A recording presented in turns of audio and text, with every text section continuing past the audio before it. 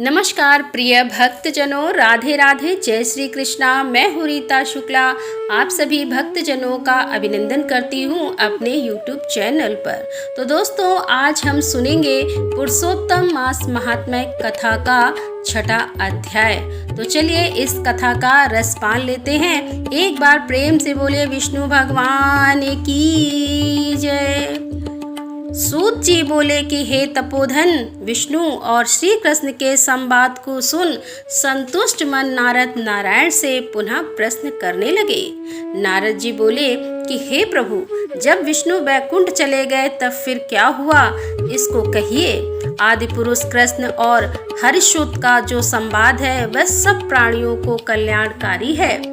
इस प्रकार प्रश्न सुन फिर भगवान बद्री नारायण जगत को आनंद देने वाला बृहद आख्यान कहने लगे। श्री नारायण जी बोले कि तदंतर विष्णु बड़े प्रसन्न होकर वैकुंठ गए और वहां जाकर हे नारद, अधिमास को अपने पास ही बसा लिया। अधिमास वैकुंठ में वास पाकर अत्यंत प्रसन्न हुआ और 12 मासों का राजा होकर विष्णु के साथ रहने लगा। 12 मासों में मलमास को श्रेष्ठ बनाकर विष्णु मन से संतुष्ट हुए। हे मुने, अनंतर भक्तों के ऊपर कृपा करने वाले भगवान युधिष्ठिर और द्रौपदी की ओर देखते हुए कृपा करके अर्जुन से यह बोले कि हे राज शार्दुलो, हमको मालूम होता है कि तपोवन में आकर आप लोगों ने दुखित होने के कारण पुरुषोत्तम मास का आदर नहीं किया। वृंदावन की शोभा के नाथ भगवान का प्रिय पात्र पुरुषोत्तम मास आप वनवासियों का प्रमाद से व्यतीत हो गया।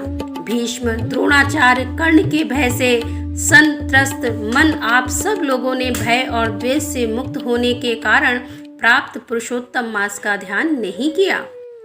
कृष्ण, दैपायन, व्यासदेव से प्राप्त विद्या के आराधन में तत्पर रणवीर अर्जुन के इंद्रकील पर्वत पर चले जाने पर उसके वियोग से दुखित आप लोगों ने पुरुषोत्तम मास को नहीं जाना।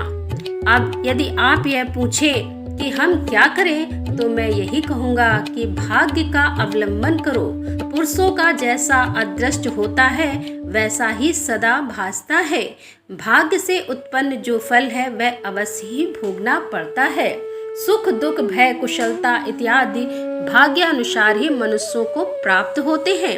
अतः अदृष्ट पर विश्वास रखने वाले आप लोगों को अदृष्ट पर निर्भर रहना चाहिए।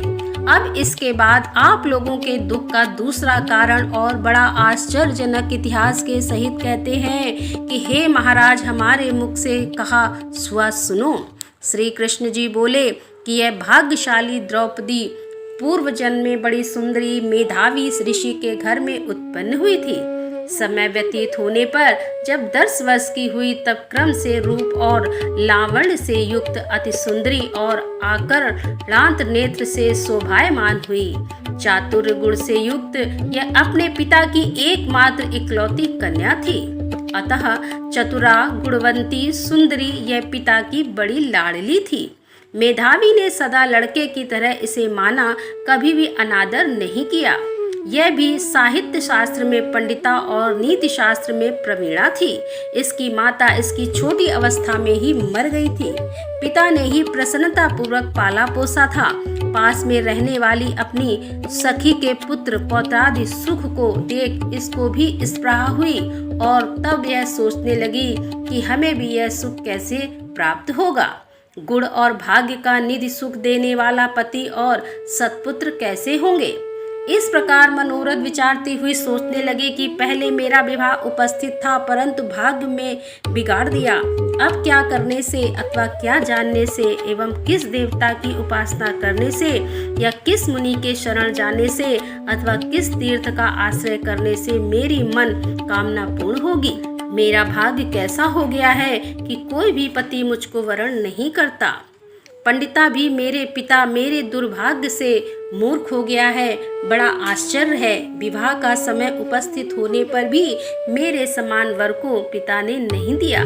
मैं अपनी सहेलियों के बीच में प्रमुख हूँ, परंतु कुमारी होने के कारण पति दुख से पीड़ित हूँ। जैसे मेरी सखियां पति सुख को भोगने वाली हैं, वैसे मैं नहीं हूँ। मेरी भाग्यवती माता क्यों पहले मर गई। इस प्रकार चिंता से व्याकुल कन्या मनोरथ रूप समुद्र के मोह रूप जल में निमग्न हो शोक मोह रूप लहरों से पीड़ित हो गई। इसके बाद मेधावी ऋषि भी कन्यादान के लिए कन्या के समान वर ढूंढने के हेतु देश विदेश भ्रमण करने के लिए निकले, परंतु कन्या के अनुरूप वर न मिलने से अपने मनोरथ में निराश हुए।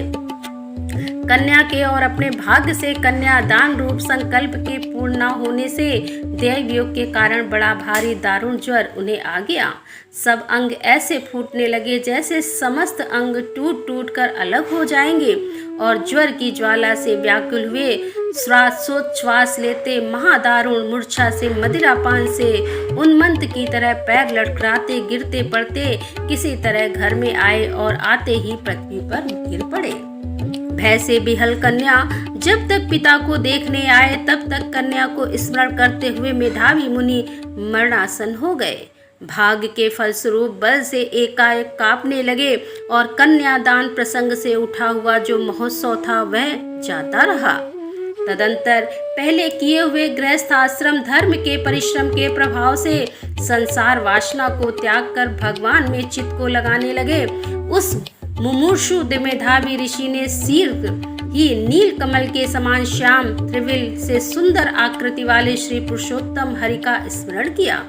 हे रास के स्वामी, हे राधा रमण, हे प्रचंड भुज दंड से दूर से ही देवताओं के शत्रु दैत्य को मारने वाले, हे अति उग्र दावानल को पान कर जाने वाले, हे कुमारी गोपिकाओं के उतारे हुए वस्त्रों को हरण करने वाले, हे श्री कृष्ण, हे गोविंद, हे हरे, हे मुरारी, हे राधेश, हे दामोदर, हे दीनानाथ, मुझ संसार में निमग्न की रक्षा कीजिए।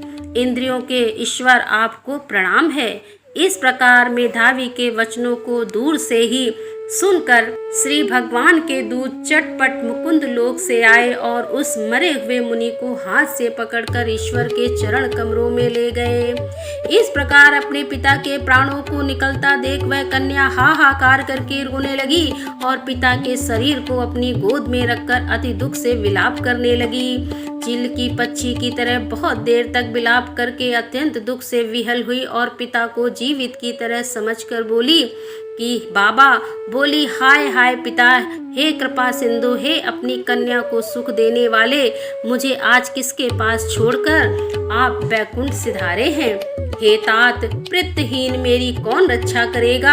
आज मेरे भाई बंधु माता आदि कोई भी नहीं है।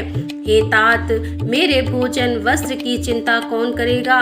कैसे मैं रहूंगी इस शून्य वेद ध्वनि रहित निर्जन वन की तरह आपके घर में। हे मुनिश्रेष्ठ, अब मैं मर जाऊंगी, ऐसे जीने में क्या रखा है।